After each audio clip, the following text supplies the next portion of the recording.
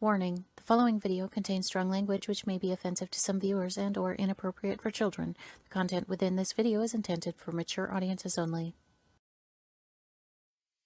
WLFE DB Radio is on Spotify with all its great shows like Across the Pond, Inside the Drag Closet, Step into the Paranormal, Just Cindy, Where's My Sage, Unfiltered Talks with Bryce, Metal Mayhem ROC, Paratalk Radio, Real Talk with Dom, and more. So download the Spotify app today to stay connected to all your WLFE DB Radio shows.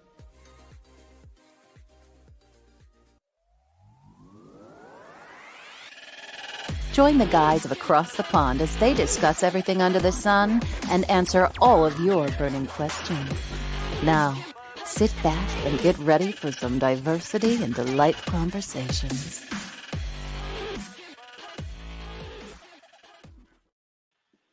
Hello, everyone, and welcome to Across the Pond. Yay! This is the interactive podcast where friends, both near and far, come together to discuss everything under the sun and answer all of your burning questions. I'm one of your American hosts from Harrisburg, Pennsylvania, Matthew. Hi everyone, I'm your British host Brett from London, UK. Hi everyone, I'm Jeremy from America as well. I don't know. I was gonna say, I'm Brian number 2. Yes, Jeremy is Brian number 2. For those of you who might have missed last week's episode or are been under a rock for quite some time, Brian has just undergone jaw surgery on this past Wednesday. So for the next month, 5 weeks, basically, he's going to be recovering. So while he is out recovering, we have Jeremy filling his spot and taking over as host for him. So yes, he's here. But how are I would ask? Oh yeah, and also Jeremy's my husband, so he's coming. We're both coming to you from the same house.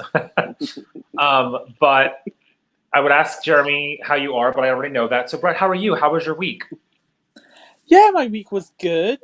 Very busy. Good. I'm now off for a week. Yes. So I'm really glad to be off. Nice. I'm really sorry. I'm at a really weird angle. It's because my iPad is dying, the battery, so I had to plug it in. So I'm at some really random angle. But yeah, I'm about to have a week off, so I'm relaxed. My laptop died, so I had to send over my sort of handover by WhatsApp, which is like really weird to do. But other than that, it's good. Yeah. How are you both? How was both your weeks? Good. It was nothing too exciting. I mean, just work, and we got to see a few friends yesterday, go shopping. I bought 2 cactuses for the house. I'm excited. Yeah. I'll probably kill them. Yeah, exactly. So our friend Katerina is like into plants. Like you could ask her anything about plants and she knows it. I'm like, girl, you should went to school to like, I don't know, what is it called? That someone who studies plants? Horticulture? Yeah, something like that. I don't know. I'm like, you should have did that I don't know, something with like that. school. But anywho, I was like, what's something that we can keep in the house that we don't have to take care of a lot and we're not going to easily kill? She's like, oh, a cactus. You just stick it in the window in the sun and water it once a month. Boom, you're done. I'm like, okay. Right. Jeremy's going to kill it though, but we'll try to keep it alive. Yeah, because my coworker bought me a cactus like as a thank you, and of course I didn't read the like little instruction card that comes with it, and I overwatered it and killed it. She's like, I got it for you because I didn't think you would kill it. Like you can't kill a cactus. Literally. Well, You found a way. Yeah, absolutely, I did. I was like watering it once a week when the soil was dry, and it's like, no, every 3 to 4 weeks you water it, and that's it. Like just enough to get the soil wet. That's it. And I was like, oh, It's, misread. yeah. God. So RIP to that. God forbid you would probably try to find a way to kill a plastic plant. You probably would still kill it.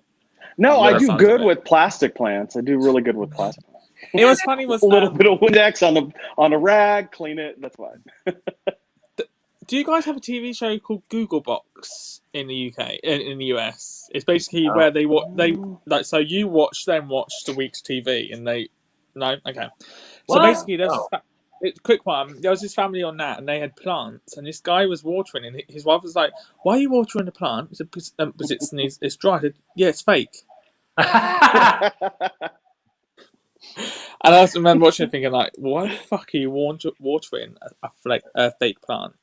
That's too funny. I feel like that's something Jeremy would do. Yeah. Probably. I'm like, speaking of Brian, he's watching. He said, "Hey, bitches. Hey, Brian." Hey. Oh my gosh. And his mom is also watching. She says, "Hello, everyone." She also says, "Brian's recovering well, getting better each day, but it's a rough road still." Girl, we know. We all saw his face. Yeah. He had a facelift with it and some lip filler on both lips. It's He not has, even lip sausage filler. lips. It's not even lip filler. It's fucking like, it's like I don't know, like sausage lips. Yeah, absolutely. Literally looks Literally, like that is Matthew's goals for lips. Either way, it was goals. just two like bratwursts or whatever, those big like sausage are like just glued to your lips. Like that's what he looks like. It Like, literally, you know, when you buy sausages and you get them and you get them out of the packet, they literally look like that. Oh, he did. Oh my gosh. Oh, too funny.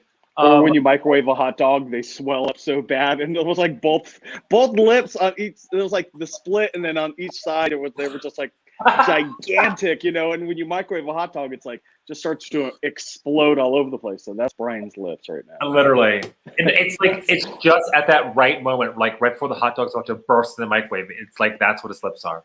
Yeah, absolutely. Oh my gosh. Oh, Cody's watching. He says hi. Hey, Cody. And then Kenny's watching. Hey, sluts. Hey, slut. Oh, Brian just called us shady ass bitches. Hi, Brian. Love you. Love you, girl. But anywho, let's dive into this week's topic and bring out this week's guest. So, for everyone who hasn't seen the title, we are talking about educators and teachers this week. So we actually have a teacher with us. I known him for like 800 years. I don't know when we graduated high school, forever ago. We went to high school together, just like last week's guest. So when we decided to talk about educators and teachers, I was like, oh, who better to bring on the show than an actual teacher and someone I know very well. So let's bring out this week's guest all the way from Delaware. I'm not exactly sure where, but he will tell you when he introduces himself. So let's bring out this week's guest. It is Matt Balsbaugh. Hey! How's it going? How are you? Not too bad. A little tired, a little busy, but okay. That's normal. Can you hear me okay? Yeah, we can. Yeah. Okay. Yeah, I mean, stressed, tired. I mean, that's just the normal right now, so hey, I'm used to it. So, I mean, obviously, like, we'll go right into it, but like, you know, as everyone knows, we're talking about teachers and educators and things like that. So like, I'm sure bringing up the fact of being tired kind of relates to one of the questions I had for you. So like, what is it? I can only imagine. Like we've had, obviously I work in healthcare. We've had healthcare workers, drag queens, like different people who've been affected work-wise through the pandemic. But we've never had a teacher yet. So like, what is it like being a teacher during this pandemic?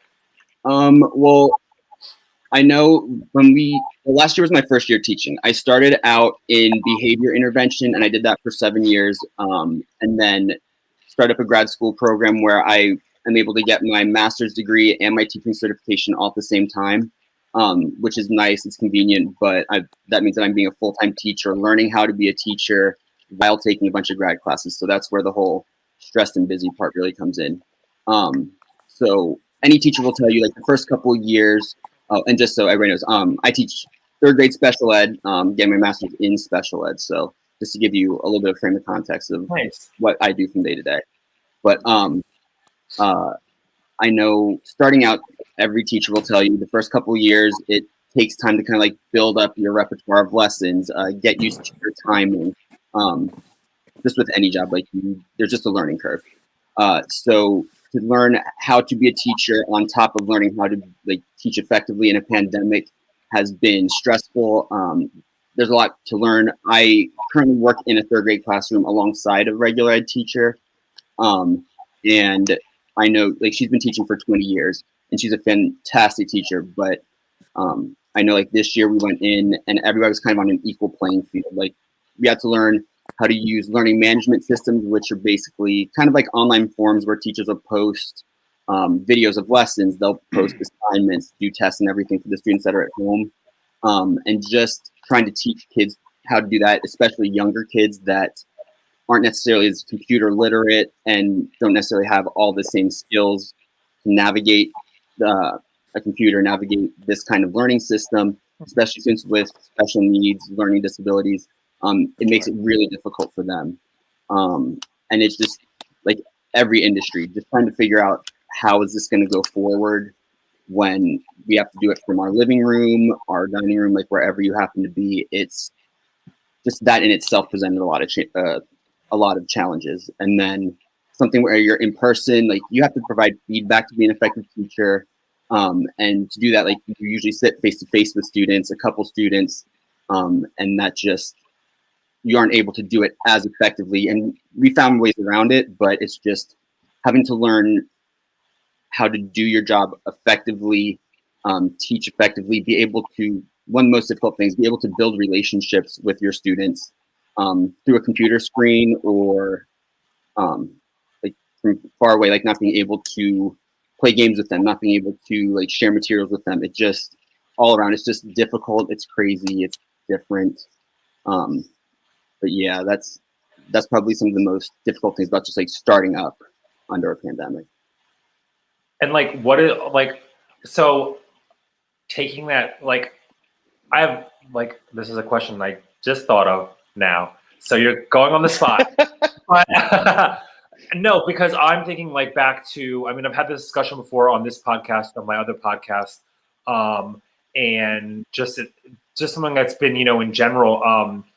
But like the kid I do in-home care, healthcare, and the kid I take care of is autistic, and I just know like trying to, and like it's even more challenging because he's nonverbal. So like trying to do like online schooling with like a special needs kid who's also nonverbal, like that shit was for the birds. I will just tell you that. Like, so what is, like, if you could just like pick one, I mean, you don't have to, but if you could pick one, what was like the biggest challenge trying to do online schooling with special needs kids? I know starting out, and I think a lot of teachers had this problem regardless of what level you were at, regardless of if it was like your typical students versus special ed students, just getting in touch with them, being able to communicate with the families, coordinate schedules, and just trying to teach them how to learn through a computer. That was probably just the biggest difficulty at the very beginning. Definitely, just because the expectation's been set for such a long time now, getting in touch with your students on average is not as difficult. Parents are usually pretty responsive. You still have a handful of students that are just really difficult to get in touch with. Parents might be working multiple jobs. It just isn't the same amount of support at home to get them on to be there to learn during Zoom when you're doing lessons, much less get them to stay on to do their homework, do their assignments. That is probably one of the biggest challenges that has still remained. But I know, like, just for an example, most of my students are learning disabled, so they just have difficulty with math, difficulty with reading, for whatever reason. And the hardest thing is that part of an IEP, which is an individualized education plan, every special needs student has one of those, whether their disability is autism, whether it's spina bifida, whether it's, like I said, just your run-of-the-mill learning disability. Yeah. What was the plan again? What do they have? Individualized education plan, and it's called an IEP. Okay. And I assume that's probably just like the American version of it. I'm sure that they have. Oh no, it sounded quite similar to the UK one. So I wondered if we had the same one, but it's slightly different. Cool. Yeah. Sorry. So, I mean, if I say IEP, like that's what I mean. It's just like each kid, since each kid is different, you have to come up with like where their needs are, what exactly their skills are that they're lacking, and then have a plan for each marking period or each quarter where you want to get them to meet specific goals and like do it systematically instead of just going from like 0 to 100 and being able to go from not reading to reading chapter books. But being able to do the modifications that they need, like giving them math manipulatives, like those blocks that click together, or base 10 blocks are like little cubes and little sticks to help them grasp the concepts that you're trying to teach them. Being able to like magnify, like just being able to zoom in on a slide during a presentation so your kids can read it on the computer screen. If they have some kind of visual impairment is difficult enough. And then, like I said, trying to teach kids to read or learn how to borrow or regroup when they're doing subtraction without being able to like kind of have their hands on it and see why it's working that way is really difficult. Wow. I've actually done work in the past with young people with sort of SEN before, so I do find it quite interesting is how they're all in their own way unique with their needs. Like none of them are the same. So I've done sort of like the education sort of side and also more sort of like youth sort of club side. So I've seen them trying to find ways to try and sort of get them engaged and trying to get the school engaged and parents engaged. But sometimes it can be hard. So it's a difficult job, especially when you think teaching already is quite a difficult job, but you've got to try and keep all these kids sort of on target, so all sort of get them sort of into the work and trying to complete the work, and then you have all this complex needs. Also, so it must be hard. But what made you and work in this sort of field? Wait, say that one more time. What made you want to go and work in this sort of area with SEN young people with SEN needs? So, from elementary on up through high school, I had always wanted to be a teacher. My teachers were always some of the most influential people that I knew growing up. Like I just looked up to them. And I always loved learning. I always loved school. I'm a nerd like that. So I kind of wanted to fill that role for my students, like be able to help students that have difficulty with learning, be able to like just build those relationships and be that example of someone for them, like just be able to, like some kids just don't have positive support at home. So just to be that person, like be able to provide a safe space for the kids definitely is one of the reasons why I got in there. When I got to high school, my dad tried to convince me, like do something else, don't do education. I had a couple of teachers that even tried to talk me out of it. And I kind of like put it on the back burner. I figured I could always go back to it if I wanted to. And then randomly just wound up to it as wound up in the field doing behavior modification intervention after I lost my job at Tyson working with their quality assurance labs. And like I said, I hadn't expected it. And if I wanted to be a teacher, I had always thought I'd teach high school. Like I love science, so I would have loved to have been a biology teacher. But just the way that the cards were dealt to me, I wound up in an elementary school, which is good because if I try to do behavior in a high school, I'm only 5'6" and I'm not like a strapping young man. So really picking up I didn't like the arts and craftsy part of elementary school, like having to put up bulletin boards and like cut and paste stuff and teaching kids just to write or sound out words. Like that never seemed like anything as interesting as that I'd like to teach. Like I want to pass on my love for learning and like teach the importance of learning in something that I'm also passionate about. And teaching kids cursive isn't exactly something that I'm passionate about. But it just kind of worked. For a little bit, I was thinking about wanting to be an associate principal. They typically like deal with behavior issues, discipline. But I don't know that I want that responsibility anymore. But it just would have been like an easy stepping stone to get to that if that's what I end up choosing eventually anyway. I don't know why. I could just see you like Lindsay Lohan and Mean Girls in the trash can with your legs dangling up the top. Like some big like football high school player just throws you in a trash can. I could see that. I actually it was the fall of my first full year teaching. I had started or not teaching as a behavior interventionist, like a teacher's aide in a behavior classroom. I started at like the last month of the school year. And then in the fall, it was probably about a month into school, and one of our kids was, some people call it like in crisis, like just having some issues, not being able to cope with being told no, a difficult lesson. I forget what started it, but we went into a different empty classroom just to kind of try to calm him down. And he was punching. We have these, they're called impact cushions, and it kind of looks like part of a school bus. It's like hard, durable material. And if kids try to hit you or anything, like you can deflect their blows, whatever. So this kid was hitting the impact cushion, and he grabbed onto it, and he started to try to knee me. So I lowered it down, and they always teach you, like, keep your head back, keep everything away, like protective stances, and I wasn't ready for it, and he just like got me right here, square in the nose, just punched me in the face.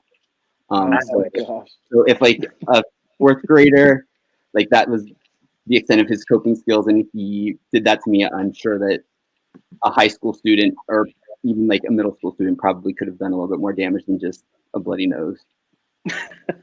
Yeah, so I went. I actually went to. It wasn't so much at SEN needs. It was more I was just naughty, really, and I struggled with my behaviour. So I went to a specialist school. So I went with young people in my class who had sort of SEN sort of needs, and so they did similar techniques when the kids would sort of have what I would call an episode, where they struggled and they had to be held, and when I was about 14, I was like, I really want to experience what this is like to be held, because I'd never been held, like restrained, as a term that they use. So I sort of got restrained. And it was like, it takes all your energy, literally for half an hour. Like, it takes all your energy. I was sweating gallons. I don't know how these kids were doing that every day. And I was just like, oh my God. And I was like, I was knackered. But it was like the best workout I ever had in my life, though, because I burnt so many calories. Well, yeah, I mean, like, even though you're just, because I've had to restrain kids before also, and even though usually, like, for most of the restraint, you are just like in one position, I know I've never had to restrain anybody that's been taller than me, but some little kids are just super wiry, so they just can like get out of any kind of hold that you want. So like, it's their energy. Running, they put all that, for sure. Yeah, literally, and, like, these little. Sorry.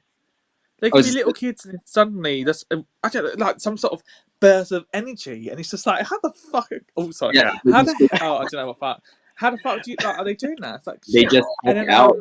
Yeah. And then there's this kid at my school who was angry one day, and so he decided to punch me, but he punched me in my middle of my back, and even now, years later, I get such a bad back from that. So it's the little kids, like, there's only so much head holding away from me I could do when I was at school. Yeah, I used to just, when he used to try and punch me, I used to just hold his head and push him back. But he was about my age, but he was like half my size. And I wasn't even that big. He was tiny. God knows, but it's like when females become police officers over here, they listen when you teach them about the baton. So because we don't have guns over here normally, you have to be specialist trained to get a gun over here. We don't just give them out. They get a baton and sort of taser. They listen, and this kid must have listened when he was taught by his siblings to fight, because he gave a good right hook. Like, literally, like, he would leave marks. One punch, you'll have like sort of knuckle sort of mark on your cheek. It was horrendous, but yeah, I couldn't do that. Like, I just wouldn't have I probably would have the energy to restrain someone now. But it must be hard. But it must be also really enjoyable when they achieve something, because obviously these young people, because of their needs, they're not sort of on the same sort of on the curriculum level as their peers would be that haven't got the needs. So it must be really nice to see them when they're sort of really happy that they've got something. It may be something small, but actually it's something big for them. That must be really nice. Oh, for sure. Like, when I worked in my classroom back in Pennsylvania, the way that it was set up was our students, they would usually come to us, like, we would teach social skills. Some of our students were like in their regular ed classroom for most of the day, and maybe I would go in there to take data on them. They'd come to us for maybe 30 minutes of social skills and then go back to their classroom. We had a couple students that we would actually teach their lessons, because maybe like in a small group setting, they're better able to learn. They're not as distracted. And if you need to intervene with something, you're right there. There aren't a bunch of students that you have to clear out of the room in case it gets a little dicey. But yeah, like, for sure, even just when I was starting out, seeing kids start to like get frustrated on the playground, and instead of snatching something out of someone's hand, pushing them, hitting them, and seeing them being able to like take a step away, let's like walk away, take deep breaths, and actually like put the things into practice that you've been teaching them. is a big deal. Like trauma is a big thing, and it's like kind of like a buzzword right now in education. And just knowing that you kind of broke through a little bit of that to teach them some of these coping skills is definitely rewarding. Seeing kids that weren't able to read before or had a huge struggle with reading, being able to read faster, being able to understand what they're reading, and just being able to see how proud of themselves they are, and being able to kind of like show them that learning doesn't have to be scary or difficult is definitely very rewarding. It's like the little things. Like For I sure. feel like some days I'm like at first, because I've always been in healthcare, like I said, but I've always done like, whether like I'm doing like home healthcare now, but like whether I was in like a hospital or nursing home, whatever, I've always worked with like older people, elderly people, I should say. And like, so then it's been a year now. I've been with the kid I take care of since February of 2020. It's been over a year now.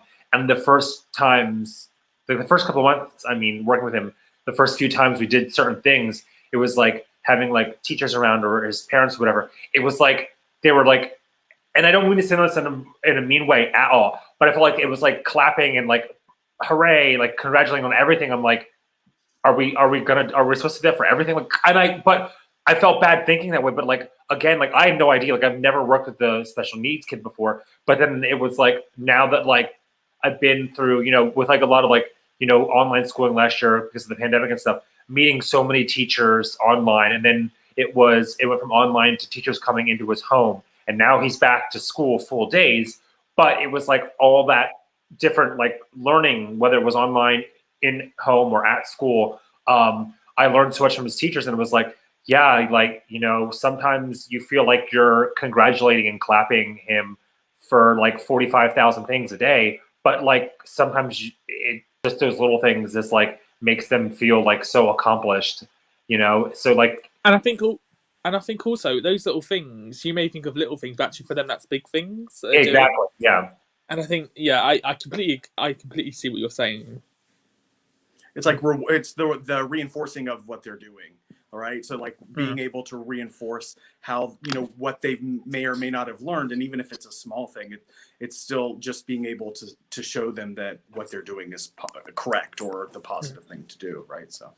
Oh yeah. I mean, and with behavior, like a lot of autism, like starting out, like kids that have autism, getting them used to just routines and having to, from being at home to being in a routine at school is difficult in its own.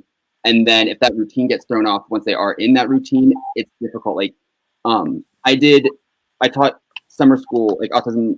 I taught summer school with students with autism once, and I love the kids. It was fun, but it takes a lot of patience. And I am a very patient person to begin with, but like kids that just don't know how to sit still, or they just like within them, like they get anxious when they're sitting still, like they just need to move. It is difficult. It takes a lot of time, and it takes a lot of reinforcement, like you said, Jeremy, just to kind of get them to buy into it and get them to continue to perform that behavior when they're expected to. Yeah. And so saying that, like, I'm sure you're using something like Zoom, or maybe the learning management system you're using has that same feature, but is it still possible to do that provide that reinforcement over, of the virtual session to kind of help them continue to learn, or is it harder?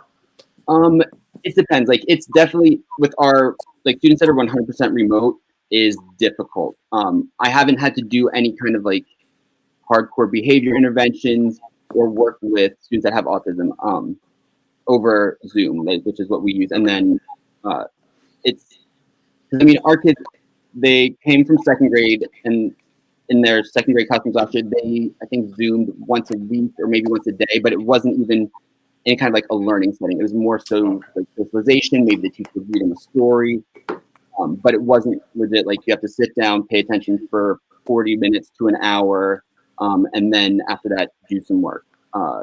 So we have different ways, like over Christmas break or like before Christmas break, we had offered an incentive where if you came to do 3 Zooms a day, and if you came to all of those and got all of your work done, your name got entered into like raffle for a gift card for McDonald's or for Dairy Queen or something like that. Okay. Way to kind of like drum up some kind of excitement. We'll do like every now and then we'll play games. Like one thing that our students love is we'll put up a picture like in between a lesson, just take a little bit of a break where they have to like memorize as much about the picture as they can, and then we hide the picture and ask them questions. So it's just like little things like that. Virtual field trips can be used as reinforcement for the kids. But I mean, in terms of behavior, even like in person, we've noticed a like significant decrease in terms of just kids with behavior issues all around, which has been a breath of fresh air for sure. But it's not as difficult as I expected it to be for my students. But once again, like going to students with more severe needs and disabilities, like students with autism, is it have trouble just sitting down when you're in the classroom, much less just in front of a computer screen, has got to be difficult. Oh yeah, it was rough, especially at first, because like the kid I take care of, he was like we're like saying, or you were saying earlier, like I think Jeremy did too, like routines like that. Like he was in a routine, his routine's very active. Like everything he did at school was like very like. When I first started working with him back in February of 2020, like his mom was like, "Oh yeah, at school there's like a pool that he swims in. There's like bicycles with training wheels that he rides and playgrounds and like all this stuff." And it's like, okay, well now you can't go to school and do any of that. And it's not like, sure, we could go there, like the housing development or the where he lives in there's like a playground and stuff in his development. But anywho, like we could do things like that, but like that was only like part of it, you know what I mean? It's like, okay, so we can go to the playground and you can like go on the slide or the swing. It's cool, but like can't like I don't have a bike for you to ride. Like I don't have a pool for you to access. We can't go anywhere. We can't go to like the YMCA or something to go to a pool because things are closed. So it's like trying to not only like keep him active when he didn't have any of those activities, and it was also the no school and everything like that. And it was just so hard to keep someone who's used to such an active schedule busy when like you literally couldn't do anything because everything was closed and you were stuck inside. Like, so it was just, some days were rough and boring and like the whole, like, cause you play board games and watch cartoons, things like that. But it's like, okay, well, like that's not exciting to either one of us. Like, cause I like to be active. No, but like, I mean, you know, sure, like if it's a rainy Sunday afternoon, whatever, like we've all done it before, sat down and watched a cartoon or something like that. But like when you're at work, like you don't want to just be sitting in front of a TV the whole time watching cartoons.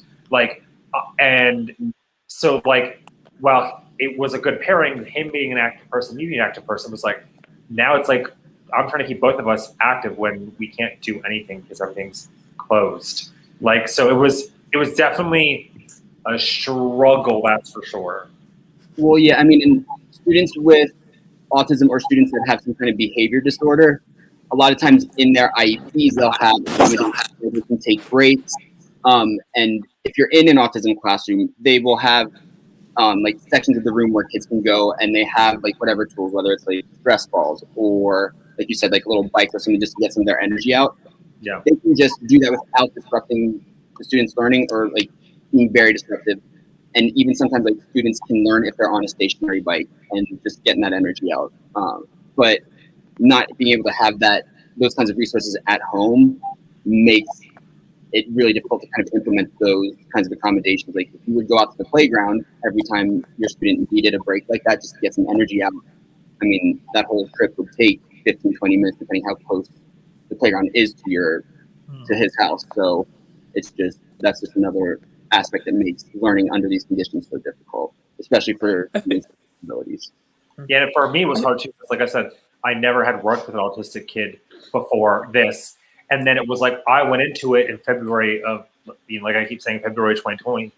And I went into it and he was still, you know, that was before life stopped. It was still, you know, Corona was like talked about, but we hadn't stopped life yet. So he was still going to school full time. And he had the routine like of the school. And then like when I came, there was that routine, but it was different. It was like, I was there. So when the bus came, get him off the bus, get him like, get his backpack and lunchbox put away and then make and then get them like snacks and things like that after school, and then just like kind of hang out, like for lack of better words, like hang out with them until his parents got home from work. And so it wasn't like I was there for a long period of time, and there was stuff to do in that short period of time until his parents got home. And then so like, and you know, after being at school all day, by swimming, activities, by the time he gets home in the evening, he's like tired. So like we had that good routine, and I'm like, oh, I'm good, I don't gotta worry about anything. And then it's like, well, now I'm here for how many hours a day, and it's like, you're not going to school, and we don't have access to things you did at school here at home or really anywhere. It's like, now how am I going to fill this time to keep both of us like occupied, active, and make sure that like he doesn't have any like behavioral issues, you know? So it was definitely a struggle at first, but like once they started doing the online schooling and I got to meet a lot of the teachers, like they've been so helpful with like, oh, you know, I could ask them anything, like, oh, well, the other day he did this because of this happened. And they're like, oh, do this, you know? And so they've been very helpful with that, but it's just like the online, I don't know how you do it, like online schooling. And I was just like there to make sure the computer was on and sit with him so he didn't like get up and leave the desk. I was just there for that while the teacher did their thing with him online. And I was like, I can't even do this. Like, I don't know how you were teaching special needs kids online. Like, kudos to you. Yeah, I mean, like trying to engage a kid that has ADHD is difficult enough. Trying to engage a student that doesn't have any kind of disabilities and is good at school can be difficult enough from behind a computer screen. So kids that have more severe needs like that, it's that much more difficult. But I mean, the one good thing about teachers is that we typically tend to be pretty resourceful. We can adapt and roll with the situation. So we've found workarounds, and being under these conditions for so long, we just figure out more and more ways to get these workarounds and make taking breaks easier and possible, making your lessons more fun and engaging for kids. Like, we're constantly learning like new types of technology to try to incorporate into just try to make it more enjoyable and motivate those kids to want to learn instead of just being like, oh, I have to sit here and just listen to my teacher talk at me from the camera on the screen. Right.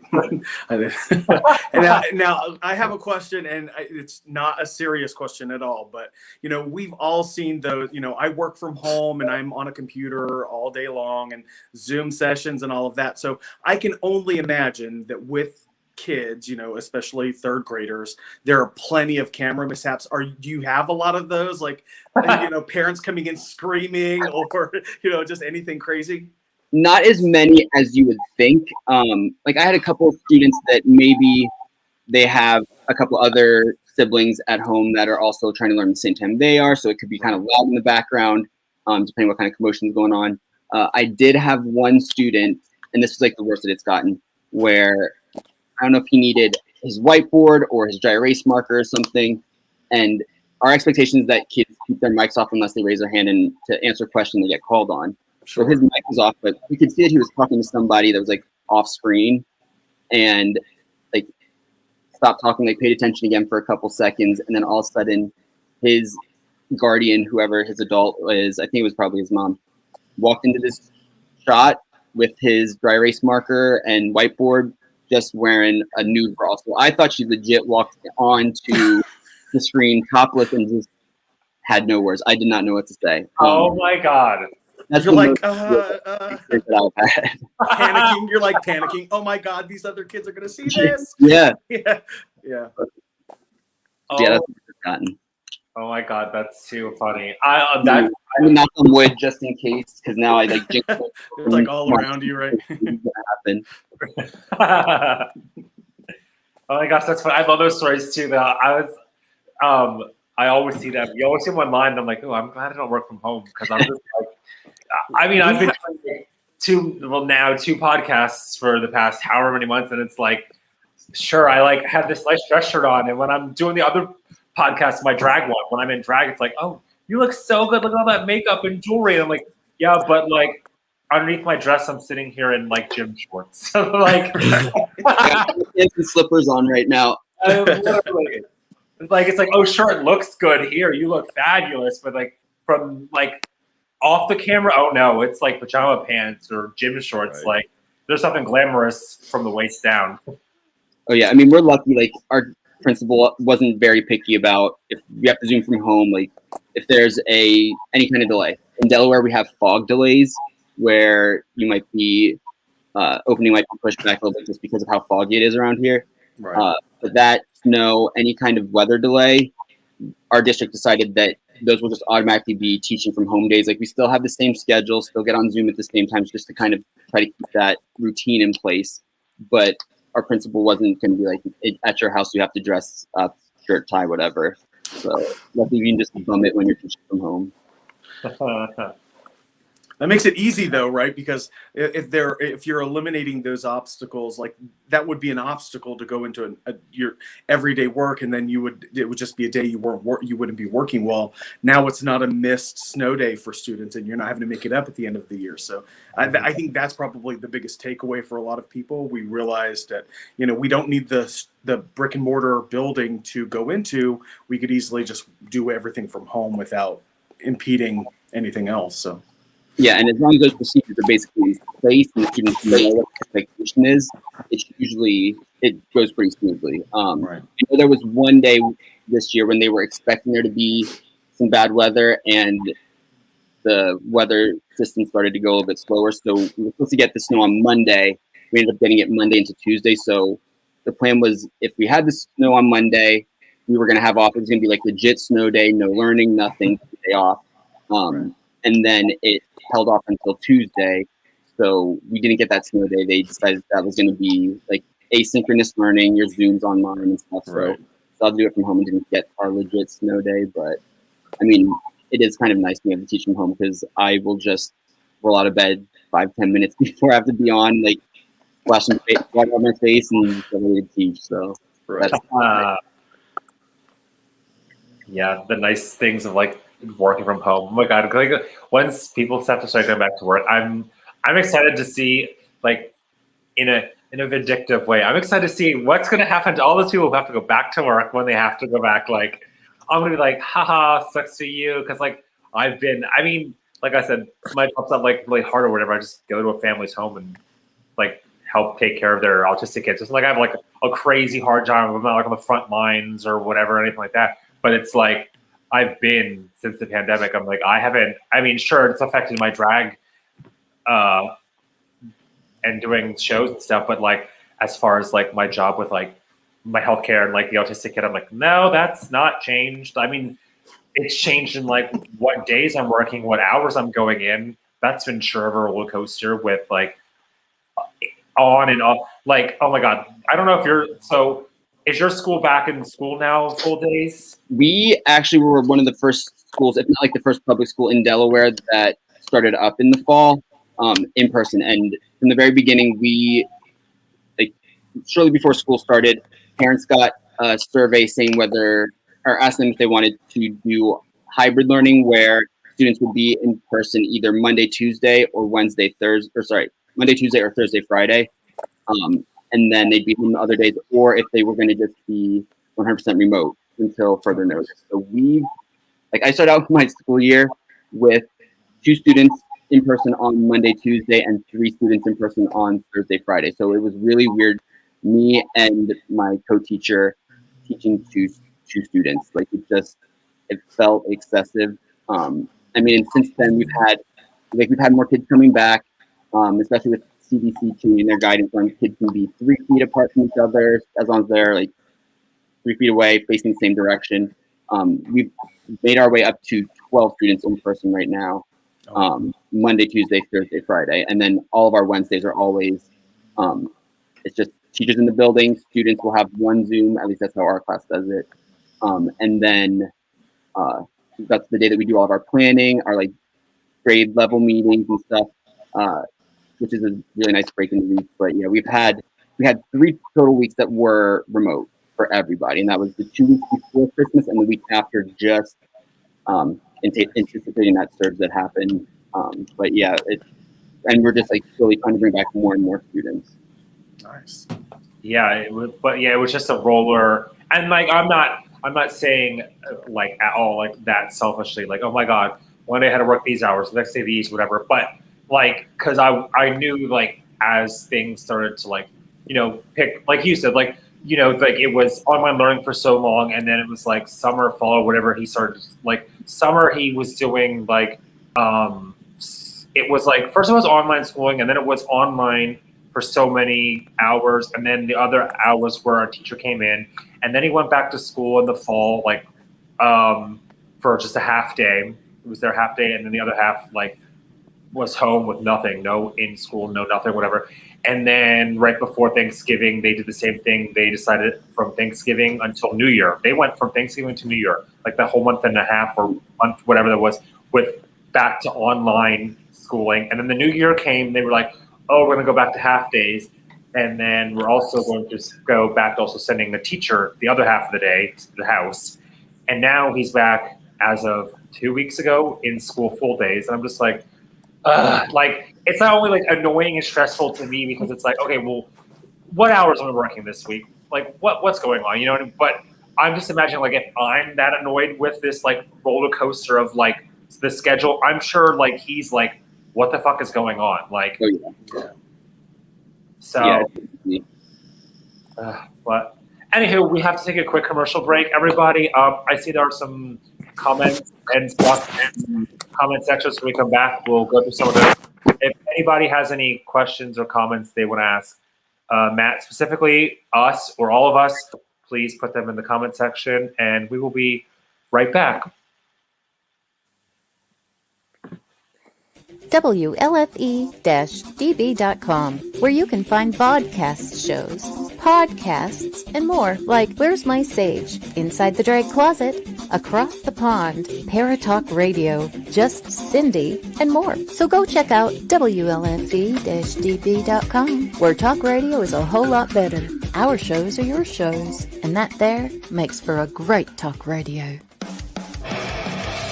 Hey guys and dolls, this is Casey DeVille, the better half of DeVille Inc., Baltimore, Maryland. If you're ever in Baltimore, stop in and see me and Tony. Invisible Bree, 5920 Eastern Avenue, Baltimore, Maryland, 21224. Give us a call if you're in the area at 410-400-9641, or look us up on the web at DeVilleInc.com. DeVille Inc., where we specialize in you.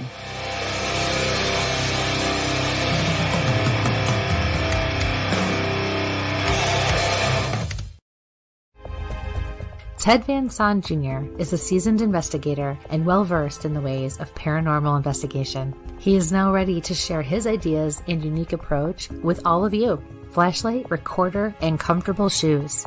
Hit the ground running as you follow this easy step-by-step guide to a fun and thorough paranormal investigation, perfect for first-time and lightly seasoned investigators. Think outside the paranormal box. Learn all about the technology and techniques used back in the early days of paranormal investigation. You can find these valuable resources online at Goodreads, Barnes & Noble, Walmart, and Amazon. Get yours today.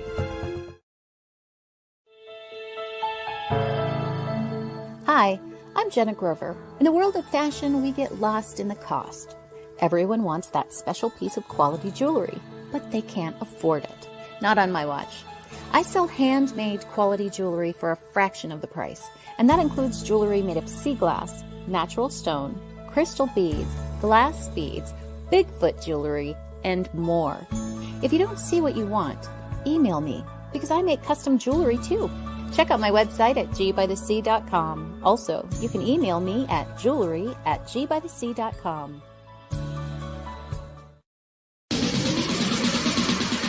You're listening to WLFE DB Radio. Now, back to our program. Hello, everyone, and welcome back to Across the Pond. Yes, thank you, everyone who's watching, who's been watching. Oh, my God. Random, real quick, if anything happens with our lighting, internet connection, whatever, it's not our fault. It is literally, like, downpouring right now, and the wind is blowing so hard the rain is like smacking off our house. It's crazy here right now. So if our internet goes out or anything like that, well, guess what? The show's over early. So our dogs are like circling around you because yeah, it's insane. I don't know. Like it was raining this morning, but it was like just like a slow drizzly kind of, and then it stopped. and it looked like it was going to get nicer out, but nope, calm before the end of the world, I guess. That's what it feels like outside. But yeah, so we have some.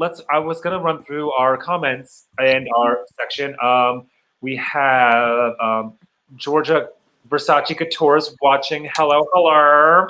Hey, girl. How you doing? Hey, Georgia. Yes. She also commented to you, Matt. Thank you for doing what you do. Okay.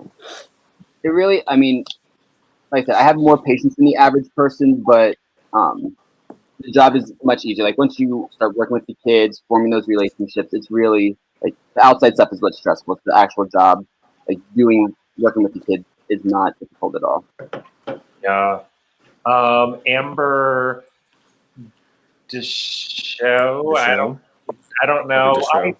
I just listen. Everyone knows I am the butcher of last names, so I mean, don't take it personally. It's just what I do. She's watching on YouTube. She says, "Hey boys, hello Amber." Hey.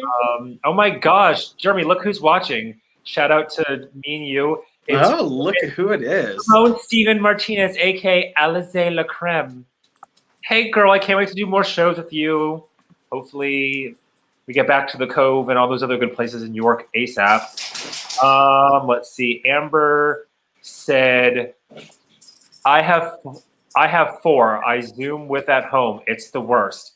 Oh my gosh, girl, 4 kids. My 11-year-old son is ADHD, and my 6-year-old kindergartner does too. And this is why I drink. I mean, and like for me, it's like I get stressed out just having to Zoom and make sure that all my students are there, that I have my presentation up, they can see everything that I'm doing. So having to manage 4 kids on 4 different computers in 4 different classrooms, grade levels, content material, like I couldn't imagine having to do that. So like parents deserve like a huge shout out for being there to facilitate the learning for their kids, because if it wasn't for parents, siblings, whoever the kids' adults are that make sure that they're getting online and doing their stuff, like we would be in a much worse off place. Right. For real. It's crazy. Sure. But oh gosh, I couldn't even imagine having to have that many kids like on, and like I'm sure she like that's something like it's so funny. So like during the week, whether it's before or after work, I always like I'll be on the treadmill running with my iPad, and I'm always watching Judge Judy, and so like the commercials are always those like now especially the Comcast ones with Amy Poehler, and it's like you see like the kids doing their school, the dad's on like his computer doing his work, the mom's doing her work. I'm like, I couldn't imagine like all that going on in one household at the same time. Like, holy moly! No, we have a computer and an iPad on the internet, and I'm worried that it's going to cut out at any moment. So all of that, I can imagine. Oh yeah, I mean that's been a big hurdle to have to overcome because there were I think I don't know the numbers, but there were definitely students that did not have internet access that our district ended up having to park vans that would do like Wi-Fi mobile hotspots that students could go there and try to learn. So the burden on everybody in terms of trying to facilitate learning for this was not easy. Like it placed a lot of stress, a lot of just like really difficult situations to try to work around. I know in the fall, it was a month or 2 into school, we had gotten a bunch of just like mobile, like individual hotspots that were donated to the school, I think, or the school bought them. I'm not sure exactly where they came from, but we had students that we knew were having internet connectivity issues or whatever, didn't have access to internet. The school would loan those out to them so that they actually could learn. But I mean, we have a local Boys and Girls Club where a lot of our students will go there before school or after school. We're trying to Zoom with them anytime they're there. There's just so many kids that are on their internet constantly. Even after supplying them with Wi-Fi hotspots, like it just has been a nightmare trying to be able to facilitate their learning when you're just switching out all the time and they can't hear what you're saying. Right. That's real. Can imagine. We have enough for my with what I do. That's exactly my problem. Our internet's great here at the house, but the moment we turn on like all of our secure connection stuff, it's like everything just starts to get glitchy. That's the only downfall with what I do. Yeah. So, let's see who else is watching. We have Judith McArty Huber. This is Matt. This is Liz Huber's mom. I was going to say, is this? When I saw the last name, is this Liz Huber's mom? Okay. Hello, Liz's mom. She's a great interview, by the way. And I know Liz was watching earlier too, but she had to leave. Cameron. It looks like Cameron was watching earlier too. He said, "Clappy hands and blue heart." Hello, Cameron. Oh my gosh, it's so crazy.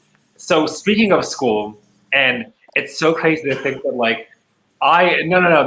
This is good. So I went like so long after high school. Like we can go off the rails now. Like and whatnot. We can keep. But like I remember like after high school, I was like, I went so long with like I remember it like don't worry, I'm not gonna like at anybody or tag anybody. Don't worry, this isn't Drag Race Untucked. Like I ain't getting that gossipy. But like I went so long without like being on Facebook and seeing people from my school sending friend requests to me. Like fuck no. Like I don't want anything to do with that or anyone from there for like the longest time right now. Like no. Like I'm free of that place. I just want to live my life. And now it's like weird because it's like I like started first by adding people that like I know I'm friends with. Like you and like Sam Welch and like people like that. Like I started like adding and I'm like, oh, because like we're friends, we're close, whatever, blah, blah, blah.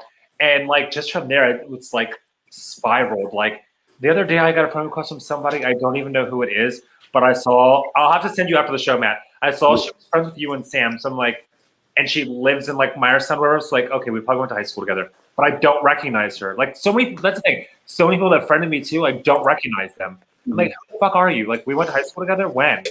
Like they come on to just like celebrate your drag and just like thanks, but no idea who you are. Yeah, it's so and that's how some of them are. Like because I was like when I was first on Facebook, I was very like I joined it because I was like, oh, I remember high school was in high school we were on MySpace.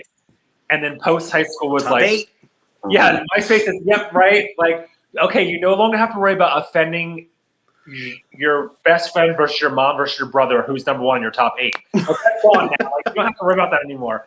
And it like changed to like Facebook. So I'm like, I might as well join because MySpace isn't a thing and get on there. But I didn't really use it. And then just like when I started doing drag, I'm like, well, and especially now, like, you know, even with the years that went by of doing drag, like social media is where it's at. Like you want people to come to your shows, you want people to like your stuff, comment, follow you, etc. All that stuff. Like you need to get fans and supporters and like that. You need to be on social media. So I joined it. And it was like once I did, and I really got into it with my drag. It was like a lot of, like I said, adding the people from high school that I knew when I was friends with, and I was like, okay, I want you to be my friend on Facebook. And then from there, like the spiral, a lot of them just came in because they were like, oh my God, this is you now from high school. You do drag. I'm like, yeah, I do. And like, and it's just like. Well, I mean, social media has even become a big force within education. I don't do as much of like following teachers' Instagram accounts, Twitter, whatever.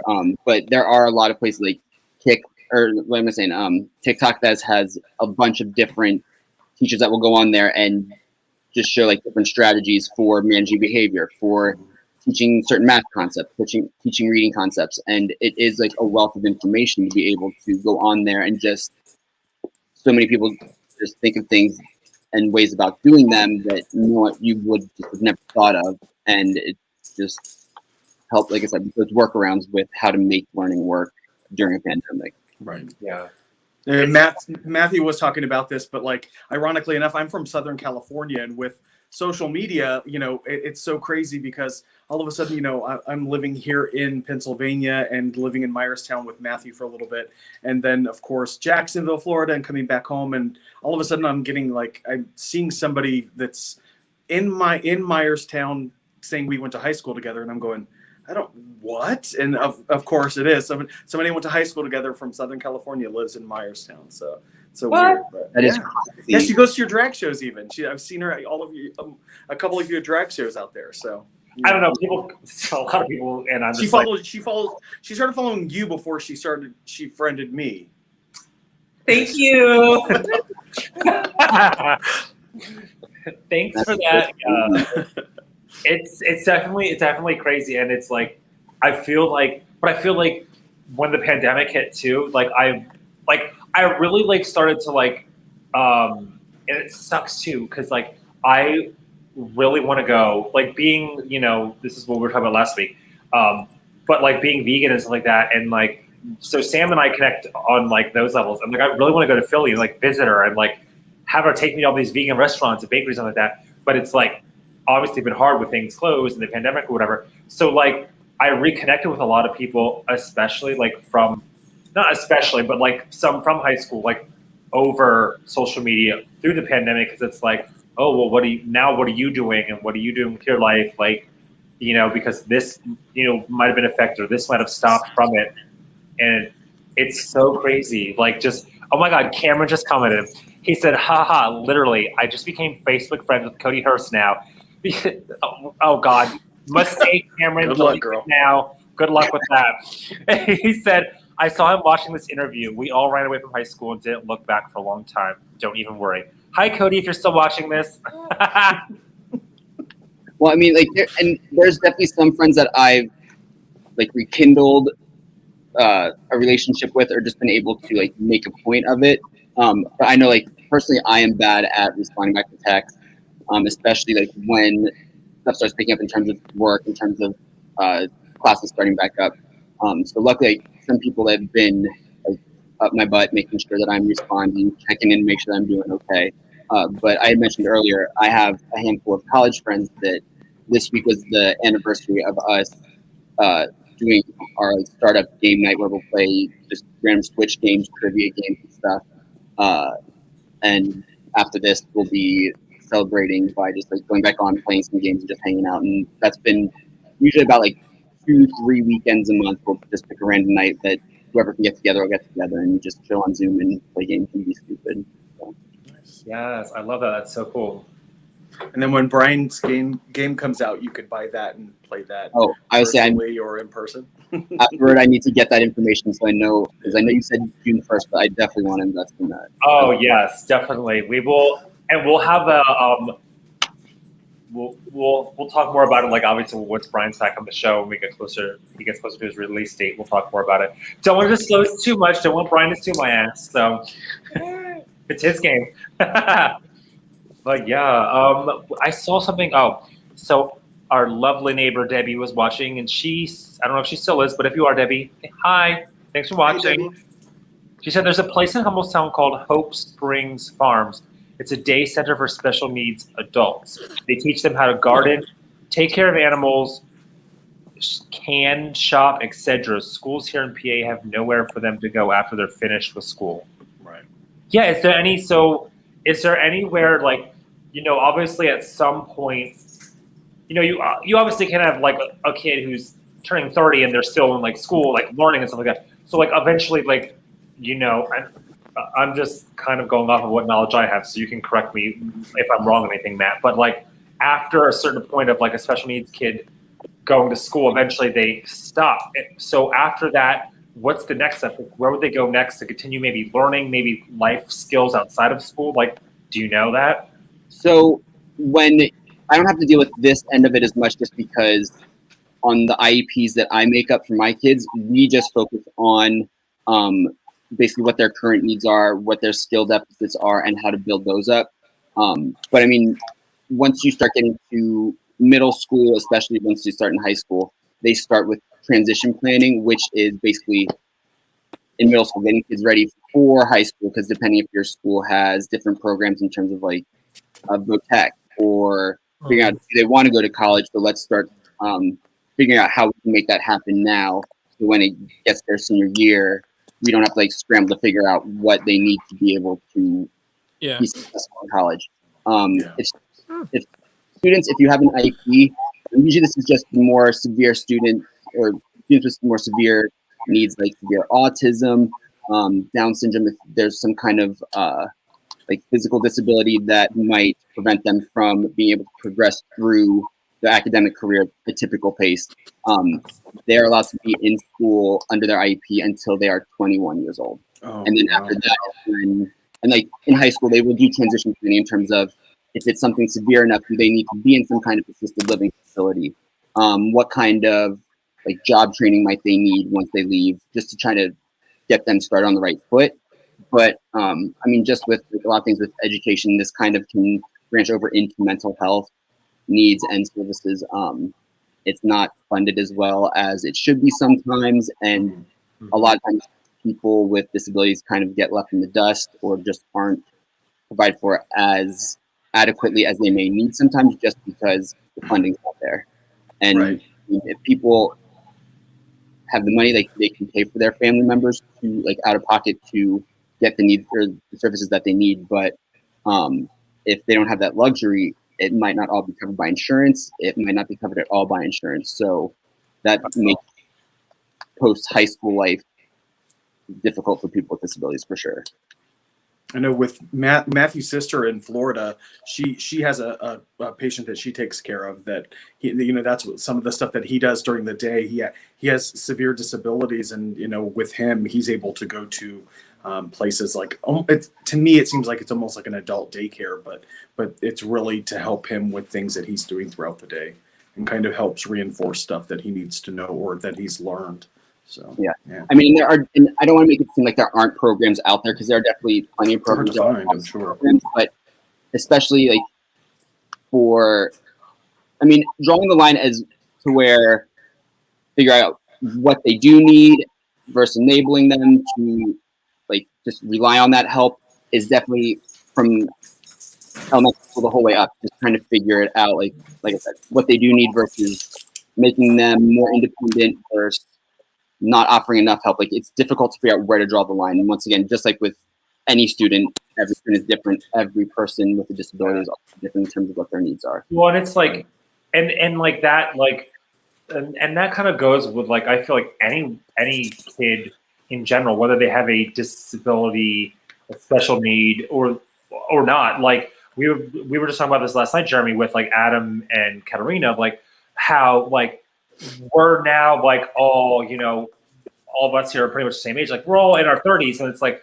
I wish when I was in high school, instead of learning out how to figure out the fucking circumference of a circle, they would have taught me how to balance a checkbook, how to cook, bake. Yeah, for sure. In high school, they teach you the dumbest. I don't want to say the dumbest shit, because like obviously there are math and like English, certain things like that you do need, but like some of the stuff, it's like, why am I learning this? Like I will never use this. Like I am now 33. I have never, since I graduated high school, ever talked about the fucking circumference of a circle or geometry ever again. Why did I have to take that class and do that in high school? Why was that mandatory for me when I've never ever used that again in my life? But now I've struggled. I mean, it's not anymore, but like I remember being younger or whatever, struggling with credit. Like, how do I get credit? I have no history, and thinking, how do I balance a checkbook? Help me, somebody open a bank account. Normal things that every adult should know how to do. No kid is learning that in school, and then they're 17, 18, graduate high school, bam, out the door. Good luck, bye. It's that way for whether you're a special needs kid or not. Like, That's I feel like it's life in general, really. I think young people should be taught those skills. Yeah. How to pay bills, what bills are, everything that to prepare them for adulthood is key, because otherwise you're setting them up to fail. Yeah. But as an 18-year-old, you can get $300,000 loans to pay for school. Yeah. Not how to pay for those loans at all. Yeah. I mean, it's like, I would love to see a shift in education, especially like the further along you get in education, just focusing on what kids' talents are, what they're good at, and really like trying to facilitate what potential job options they have in there. Because there are just some kids that aren't built for like the academic portion of school, but it doesn't mean that they're stupid. It doesn't mean that they're incapable of doing things. You just have to find what niche they fit into and then foster that from there. Like, yes, I'm always going to get a trade. Like if there's a kid that hates school but is good with their hands and can fix stuff, like just has a knack for it, why are we not focusing on those abilities that they do have instead of kind of like focusing on trying to get them to address the deficits that might not matter? Like, once again, circumference of a circle, or needing to recite Romeo and Juliet. Like, where is that going to get really in life, unless you're teaching those things to other kids that won't need that later in life?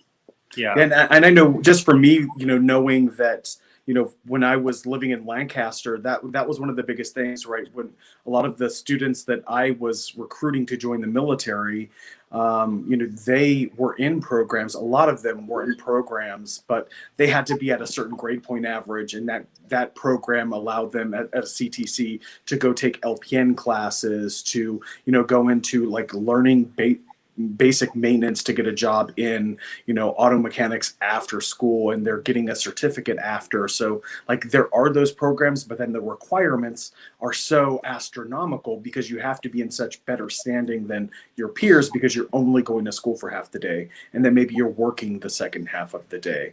So with all of the requirements, they are out there. It's just hard for some kids who are they're barely getting a 2.0 GPA, and they're unfortunately having to stay at school and go, be in a classroom where they're probably not paying attention half of the time anyway, but yet, they could be learning an actual trade, and here they're not doing it. So it's like, it's so rough. It's not set up to help people really, the education system sometimes. Yeah. Like, I mean, I understand the rationale, some of the rationale behind like, wanting kids to be well-rounded in college, having general ed requirements. I understand wanting to expose people to that, but I mean, that is something that can definitely kill students' motivation. Like, right.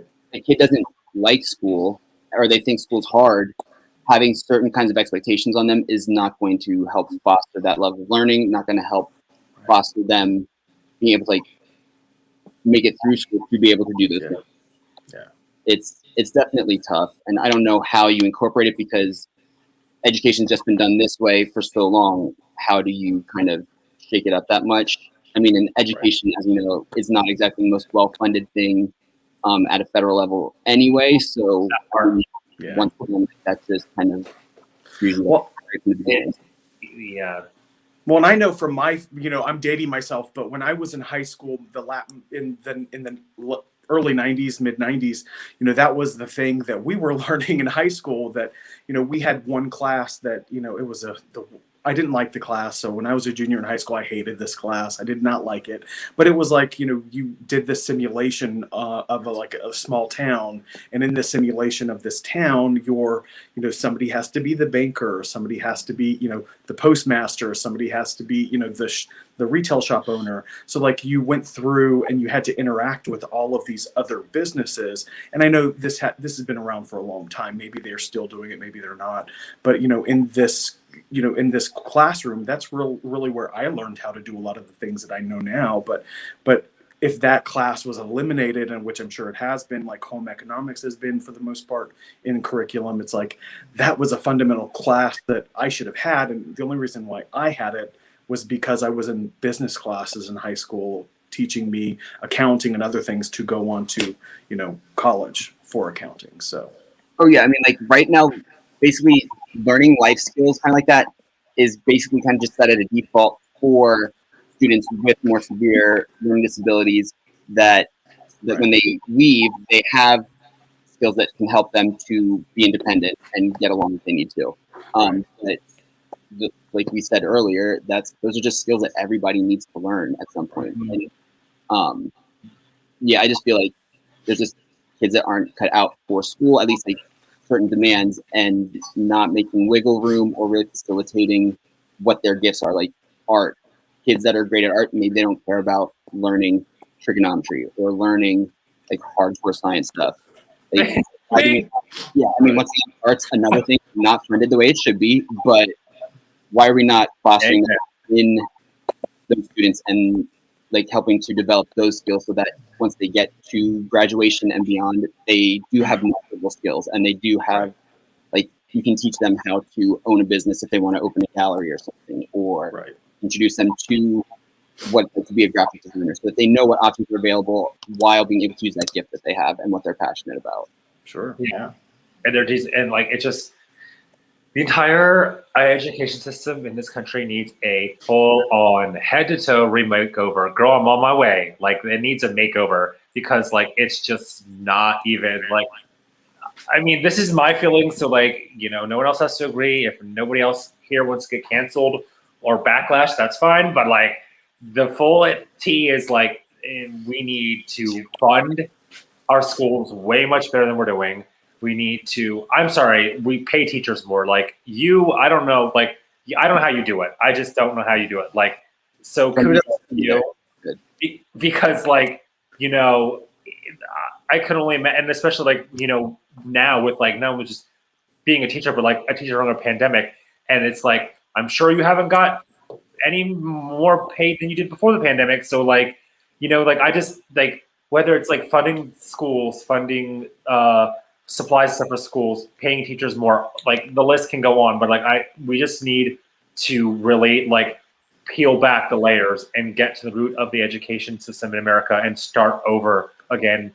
And because, like, nothing, I mean, and we're not even that old, but, like, things that we learned in high school and did in high school are definitely not like, not everything, but, like, some of it's not even applicable anymore today. Like, so it's like, it just needs to, like, grow and change with the times. And then also, on the other hand, the students, like you had just said about the arts, like, I remember in high school, I took, like, photography, and, like, I remember being the yearbook the yearbook class or club or both of them, whatever. And I hated it. Honestly, I did not like it, but it was my only way to do photography because we didn't have photography classes in high school. But I was like, well, if I don't join yearbook, where I can go to, like, a basketball game, barf, and take pictures of them playing basketball, how will I ever have access to use a camera? You know what I mean? Like, I don't have the money. I'm 16, 15.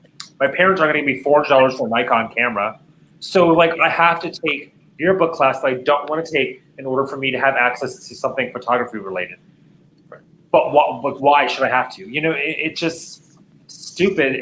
They just need to do more to, like, you know, meet students' needs and meet kids' needs and set them up for, like, life after school and the future. And I don't know. It's just, and,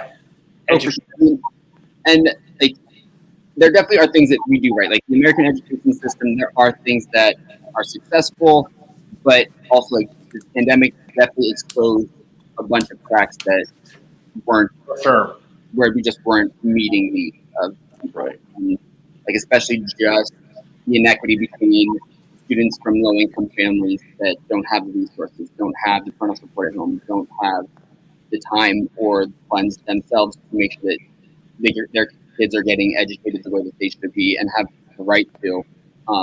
There definitely are things that I'm hoping will be changing because of this, but I feel like, I mean, with any institution that's deeply entrenched, it's difficult to facilitate big change, whether it's necessary or not.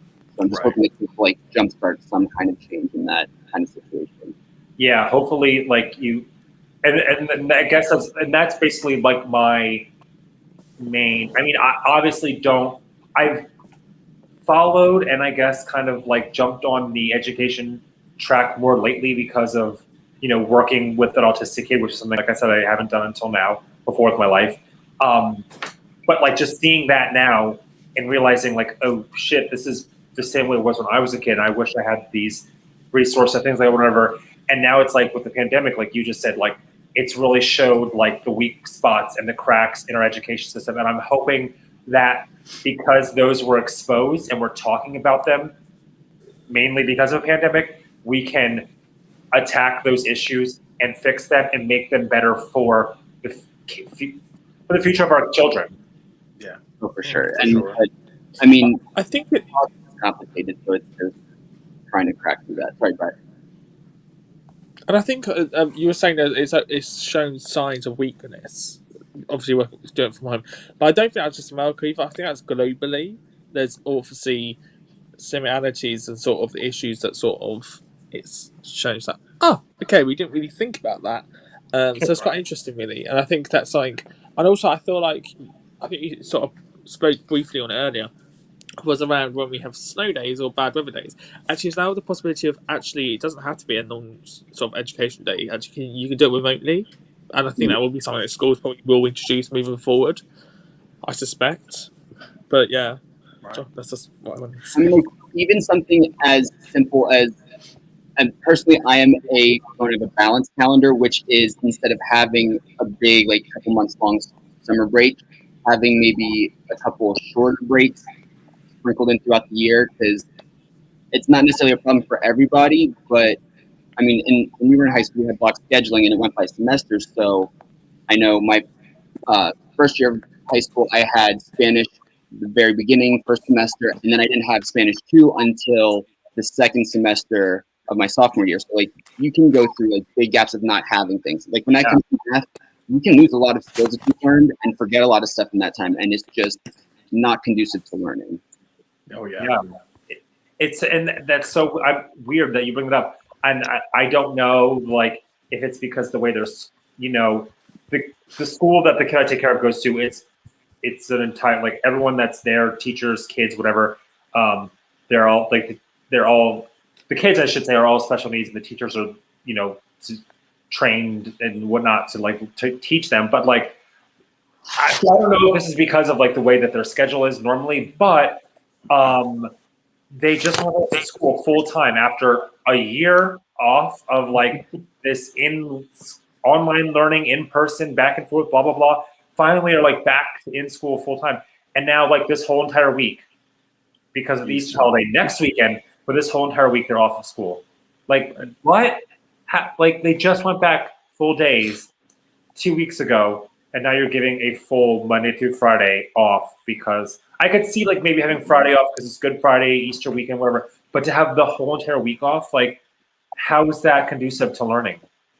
I mean, and if they're more commonplace, like typically, like, I mean, I have some students that I'll work with, and just from day to day, they forget what they've learned before, just because they didn't practice the skill enough, or it's just difficult, the concept for them to learn. But I mean, you spend a summer away from, like I said, a foreign language, you're going to forget some of those words that you learned. Right. So, where I grew up in California, we didn't, in elementary school mainly, we didn't have, the traditional semester schedule.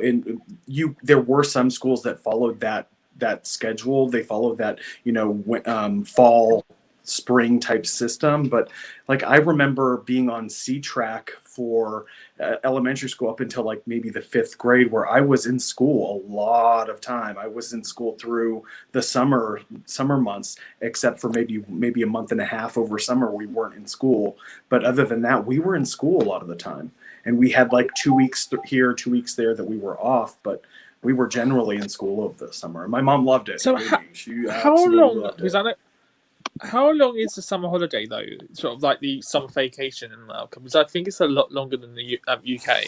I don't know here. It can differ depending where you are in the country. Like I know southern states, they typically start a little bit earlier in August, and they'll end like mid-May. But usually it's about like somewhere between 2 to 3 months. Yeah. Wait, 2 months minimum. 2 to 3 months. Yeah, that you're off of school. For summer Yeah. vacation. Yeah. Fucking it's like 6 weeks. We finish at the end of July. We go back to start of September. Shit, damn. Yeah, I'd say like 2 months is probably pretty standard. Mate, I need to go. I should have been born in America. I'd have loved that. But my high school, when I was in high school, we didn't graduate high school until like the first week of July, but kids were starting school at the end of August. So, Yeah, I wouldn't be going to that school. I'd be going to one where it's 3 months. Oh, yeah. I want a 3-month summer. Sit on the beach for 3 months. Oh my god, the tan. Yeah, usually we ended like the first week of June, and then we went back it was so weird. We ended like beginning of September usually, I guess. Well, it was so weird. I remember we would like end like the first week of June, and then we would go back like the last 2 days of August, and then have like Friday, Saturday, Sunday, Monday off because of Labor Day, and then go back. I'm like, why do we go back for 2 days and have a fucking 4-day weekend because of Labor Day? Like, why don't we just go back after Labor Day? I don't. It was weird to me, but that's how we did. But you guys also had the first day of hunting season off. For why? Why do you need the first day of hunting season off? Girl, in the South they do it too. But like Republicans control the decisions in Pennsylvania. I was gonna say, but in northern Florida where I worked, they had hunting season off too. Like the first 2 days of hunting season they had off down there. So weird. Why? Yeah. What? I mean that's where like a more rural school district individual like school board decision versus places where they don't have as avid hunters. Like down in Delaware, there's people here. Like I didn't realize how much farming takes place in Delaware, but there's plenty of people that farm. There's plenty of people that hunt down here, but they don't have the glory of having first day of buck season off like we did. Yeah, there you go. Oh gosh. Well, we're coming to the end of our show. Unfortunately, I'm sure we could talk about this forever, Sure. but we only have an hour and a half show, so we're gonna start wrapping up. So, for everyone who's watching now or will watch our episode in the future, if you'd like to follow us anywhere to see our shows, past, present, or future, you can follow us on Facebook. Our Facebook is at Across the Pond Official 1. You can find us on YouTube to watch our videos, both past, present, and future as well. Our Facebook page is https://rb.gy/IQZMSN. Please help us to get to 100 followers so we can change that. Yeah, I was gonna say that. YouTube.com/acrossthepond or something easier to read than all those damn letters. You can find us on Instagram. We're at Across the Pond Official. You can follow us on Twitter. Our Twitter is at _ATP, the number 0 FFICIAL. And lastly, wherever you find podcasts, you can listen to us audio at Across the Pond Official. And if you would like to be a guest on the show, ask us any questions you didn't get to during the show, or you have a topic you'd like us to discuss, you can email us at acrossthepond11@outlook.com. So yes, find us, follow us. We have plenty of more interesting guests and topics coming through the month of April. We will be doing a show next weekend for Easter, so Yes. gather together, get your plate of food. I don't know what people do on Easter, and then just sit down and eat and watch us. It'll be so fun. But yes, thank you, Matt, for joining us. With that being said, we're going to go around and just do like last your final words. Yes, I'm killing you all. Your final words. No, but like give us just one last thing. So Matt, as the guest, you can go first. Sounds good. Thanks for having me. I had a blast. Basically, the only thing I really need to plug is just anybody watching, just support your local schools, support political candidates that also support your schools, because you can love your school as much as you want, but if the politicians don't support it, that you're just going to get funding. You're not going to see good outcomes potentially if you do not have a supportive community back in your school district, your school board, and the choices that are being made. So, and cut teachers some slack, because not everybody, but people think we're just doing this to do it for the summers, and that's not the case. Because Yes. it's Yes. yeah. That's not Yes to all of that. Oh, Brian, excuse me, new Brian, Jeremy, what do you have to say? I don't have much to say. Just hey, please follow us on. Well, actually, like and subscribe to our YouTube channel so we can get that changed. We've been plugging it for what, months now? How many months now have you guys been plugging it before I came on? So like, please like and subscribe. And other than that, just stay safe. We're still, we still have to socially distance. We still have to wear masks. But ultimately, it's going to be up to us to really help make this better. And of course, if you can get the shot, if you can get a schedule, make sure that you try to do that. Anybody that is in, that category that is susceptible to getting COVID, please consider getting the information in order to, register to get that shot when you can. Yes. By the way, Jeremy, Brian said you slayed, so I guess we can keep you until the end of Brian's April. gone Brian, you're forever. cancelled. Bye, Brian. Sorry, Brian, you're canceled. Just stay at home with your mouth and all that. With your dogs and your cats and whatever else.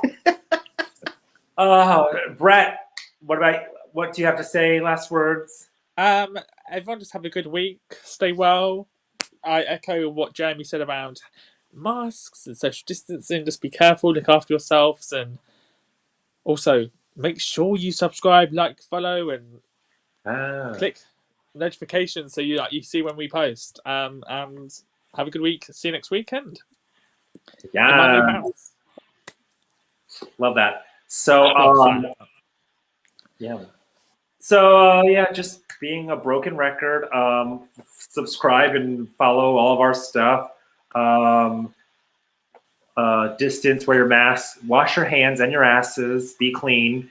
And thank you to, first of all, thank you to Matt for being our guest and being on the show with us. So much fun. It was a pleasure having you. Jeremy, thank you for filling in for Brian while he's gone. Brett, as always, thank you for dealing with me because I have to deal with you. And thank you to Ted. Yeah, it's your hard work. I know it's a lot to deal with me. I have to pop a pill to to do this show with you. It's that hard work. Same. Right, same. I don't even know where I'm anymore. I'm just that medicated. But bye, Aunt Nicole. I didn't need any. I just needed my ADD meds, and I was good. Yeah. But no, seriously. Good. Thank you to Ted and WLFE DB Radio for having our show part of your radio station, and thank you to everyone who watches and supports us now and continues to do so. We're so excited for the future of this show and April and going forward. So with that being said, there's one last thing to say. Goodbye. Bye. Thank you for joining the Boys of Across the Pond. Join them again next Sunday at 4 p.m. Eastern, 9 p.m. UK time.